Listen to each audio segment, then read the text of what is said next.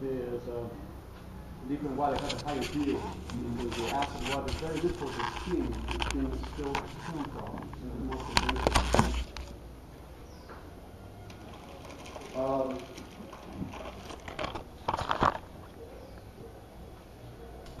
I guess all I can say is that you have to look at the evidence of what urine does to people.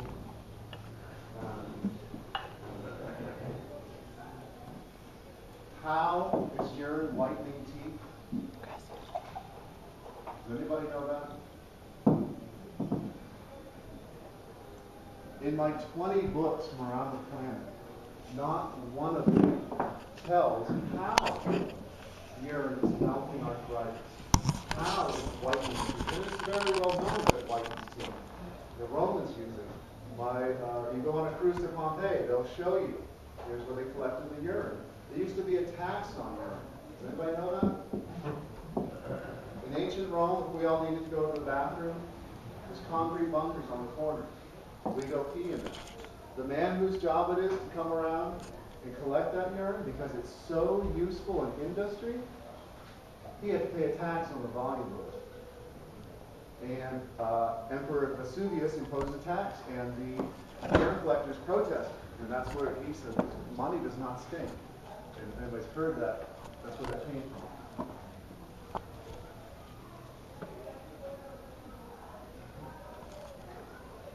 What this means is that we can all... Go ahead, I'm sorry. I was just going to say, can a person start drinking exclusively distilled water? And if so, what kind of effects would they start to experience? And how long have you been drinking distilled water? I learned about distilled water 60 years ago. Like most people, I had been fooled by the WHO. 5 years ago, when I realized the barrage that was upon us and I needed to keep my family healthy, I started researching, and long ago I said, no, it leaches minerals. So in my opinion, I thought spring water was the best, and then spring water was next best, and well water. It's actually the exact opposite. 6 months ago, I was reading a book by Hilton Hotema from the 50s. He spent his life going around to all the sites of the ancient mystery schools, trying to piece together all the fragments that he could. He has one little chapter in his book called Distilled Water. So, all right, I'll read it. And at that time, I had a complete library of knowledge in my head about urine therapy and what urine does to the body. And he started listing what he said distilled water does to the body. I go, wait, that's what urine does, that's what urine does, that's what urine does. Holy shit. It's the distilled water aspect of urine that is doing a lot of these miraculous things. Like I said, none of the books explain how to do it. Most like a child, maybe it's ammonia. Maybe it's ammonia bleaching the teeth white. Maybe it's ammonia melting arthritis. All of the urine books have a line, something similar to urine melts rocks and removes stones. That's an amazing statement. But, well, okay, that's great, and I know it does it. I've seen it. It melts the barbs on kidney stones, and they roll right out of the penis with no pain. I've seen people who have cured themselves. I've seen people return their bald spot to growing hair just by putting urine-soaked towels on. No explanation. How is it doing that? And then it hit me when he said it removes rocks, it dissolves stone, and in Hilton Hotema's book, didn't know a thing about urine, never mentioned it once, but in this little section of distilled water, he said distilled water dissolves mineral deposits. When I saw that, but that's the same line as melts rocks and removes stones. Another light came on. That's how urine is whitening the teeth. Again, proof positive that it only leaches or inorganic minerals. It's removing the yellow dots from your teeth. It's pulling, like magnetically, every little inorganic mineral deposit from your teeth. Now, if it was pulling the organic ones too, the teeth would finally disappear, but they don't. Is it tropical or ingested? Both. Either. Yeah, you only drink it fresh. You're talking about urine? Yeah. You only drink it fresh.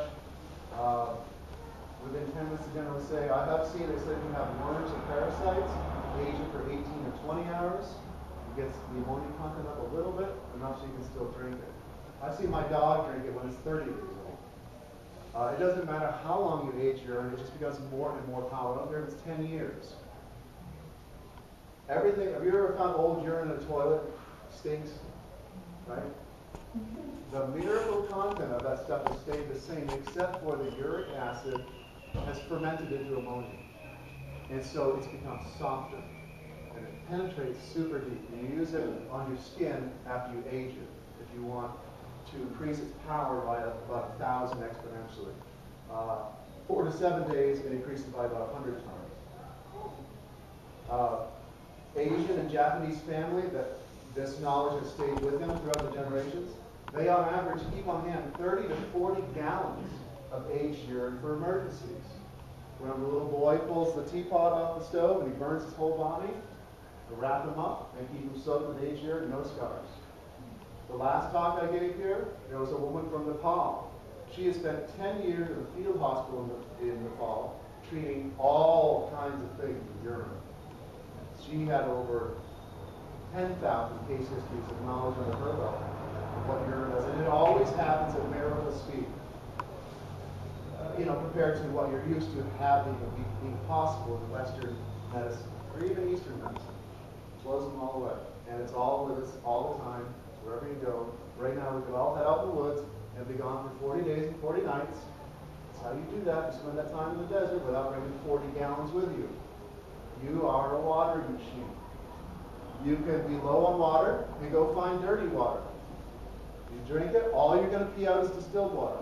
Put that distilled water back through and you clean out the dirt. Just so happens to find yourself stranded and no source of water.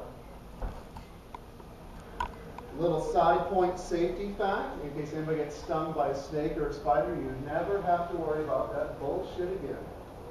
You are not helpless without a doctor. Seconds after any poison enters your bloodstream, I don't care if it's a black mamba or a coral snake or a tarantula or a black widow, the antidote will be in your piss seconds later. Homeopathic sized dots of it. In homeopathy, everybody know how that works? They use infinitesimally small dots of things to create the opposite reaction. If you get stung by a bee and you're having an anaphylactic shock reaction, and in homeopathy you want to cure that person, you find the aphis in the kit. What is aphis? It's bee poison. Why are you giving bee poison to somebody that's having a deathly allergic reaction to bee poison? Because the homeopathic sized dots of it under the tongue set off the healing reaction, the opposite reaction. These are your two lymph nodes right here. They're the guys that produce antibodies. The little homeopathic sized dots in your urine are called antigens. Seconds after you get bit by that snake, there are antigens of that snake poison in your urine. All you have to do is pee out into your hand, put it on your tongue, and hold it there. You will not die. I've had my own case with this. My father and I are both deathly allergic to wasp stings. We both have prescriptions for EpiPens, the jab in the thigh. We're very similar physically. We look alike. We're both allergic to walnuts. We get cankers. We need a cookie. We can tell you 10 minutes later we had walnuts in it because our mouth flares up with cankers. So there's two identical allergies. I no longer can tell you when there's walnuts in a cookie because the body, from the continual drinking of the urine, you can actually permanently cure allergies. Not only stop them in real time, but if you make a homeopathic version of your urine while you're at the height of reaction, and you take 3 drops of that 3 times a day for 10 days, and maybe repeat that twice, you will slowly educate your body to never have the reaction in the first place. So without me even really trying, a minor thing like walnuts and canker sores went away on its own, just by the repeated drinking of it. But the wasp thing,